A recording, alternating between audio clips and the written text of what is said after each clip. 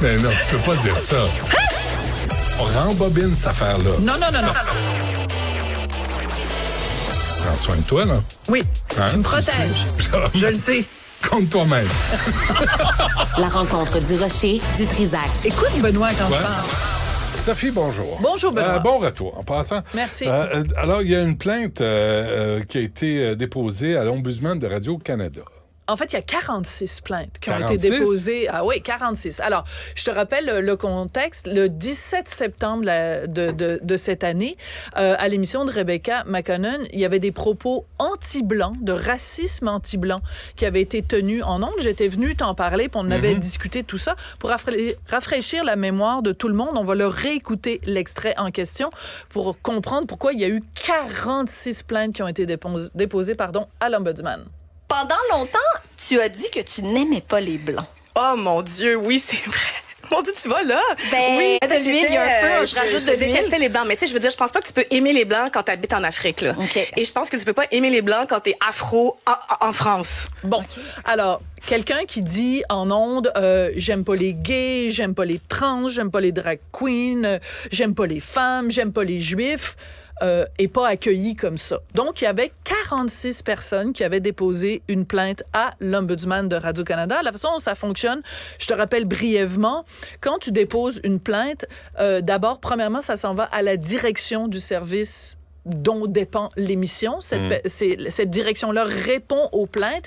Et si les gens sont pas contents de la réponse de la direction, ça s'en va à l'Ombudsman. Donc, dans ce cas-là, les gens étaient pas contents de la réponse de la direction. C'est allé à l'Ombudsman. Je viens de lire, parce que la décision a été rendue hier, je suis sur le derrière. Je n'en reviens pas de la réponse de l'Ombudsman qui ne blâme pas Rebecca McConnell en disant qu'elle n'a absolument pas enfreint les règles et pratiques journalistiques. Et en plus, il dit, bon, c'est juste parce qu'ils ont pris un extrait puis ils l'ont mis sur Instagram et il manquait le contexte. On n'a pas le contexte. Je vais te lire quelques extraits de la décision de l'Ombudsman. Tu vas capoté, OK?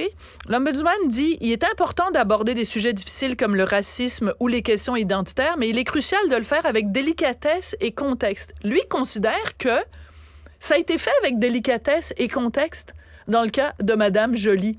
J'aimerais ça l'entendre, lui, voir s'il y a eu de la délicatesse et du contexte, si la dame avait dit, ben, j'haïs les Juifs, puis on peut pas aimer les Juifs si on a été élevé, mettons, à Gaza ou, tu sais, ailleurs, ou en, tu sais, je veux dire, en Jordanie ou en Égypte. Est-ce qu'on aurait dit, ben, il faut comprendre d'où elle vient, la petite madame. Elle a eu un parcours difficile.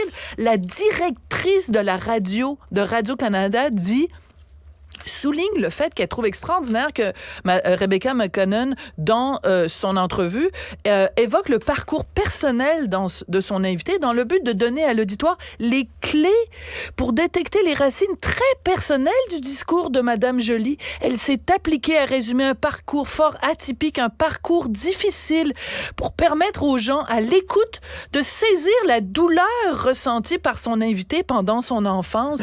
Remplace tout ça dans le contexte où, mettons, elle aurait dit « j'haïs les gays ». Ou les Noirs, ou les Arabes. Non, mais les gays, juste les gays. Ouais. Quelqu'un aurait dit, ben moi, j'ai vécu mon enfance, je sais pas, dans une commune tenue par des gays, puis personne qui peut avoir été élevé dans ce contexte-là peut peut s'en tirer sans détester les gays. Est-ce que Madame Julien, Sylvie Julien, qui est à la direction de Radio-Canada, nous aurait dit, ben c'est pas grave, dans son entrevue, l'animatrice a situé le contexte. Elle a eu une enfance difficile. Fait que ça explique pourquoi elle aime pas les Blancs. Il n'y a pas de contexte qui explique que quelqu'un à la radio d'État dise « Je déteste les Blancs ». Ça fait que tout va bien. Non, il n'y a rien. Mais il n'y en a pas de problème.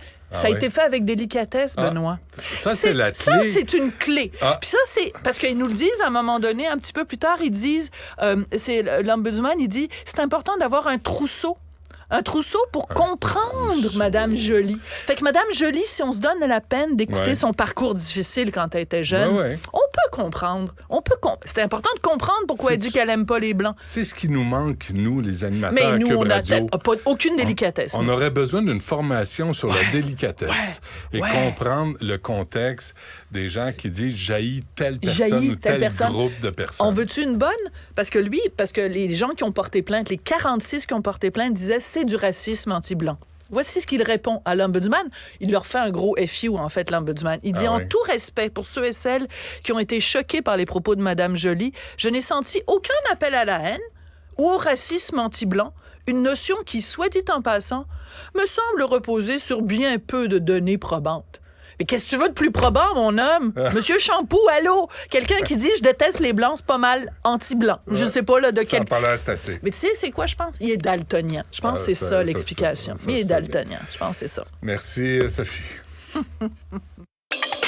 L'émission de Benoît Dutrisac est aussi un balado. Écoutez au moment qui vous convient en vous rendant sur l'application Cube ou sur le site cube.ca.